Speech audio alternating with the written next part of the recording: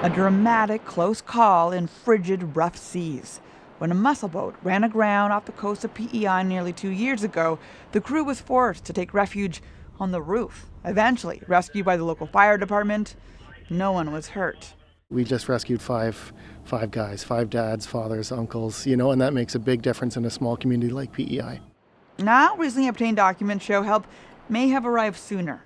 This Canadian Coast Guard ship was nearby, but initially ignored the Mayday calls and cruised past the sinking boat's location. Documents detailed the Coast Guard fired Captain Lou Callaghan for willfully disregarding a distress call and turning down the radio volume during the Mayday situation. Allegations he denies. They thought I was turning it down, but I was actually getting rid of the alarm.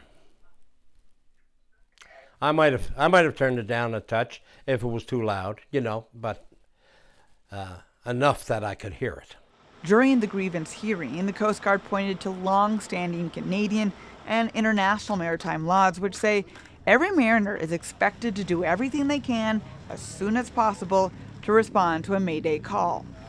In dismissing Callaghan's grievance, the adjudicator wrote, "His misconduct was significant, both in terms of the reputation of the Coast Guard and the consequences for public safety." But Callaghan sees it differently, believing he needed direct orders before responding that day, adding he did turn towards the harbor once he was officially tasked. You can't just take off on a wild goose chase when you don't have your coordinates. In a statement, the Coast Guard reiterated that when a Mayday call is heard, its crews have a responsibility to respond, adding that thousands of its employees risk their lives to uphold that mandate. Catherine Tunney, CBC News, Ottawa.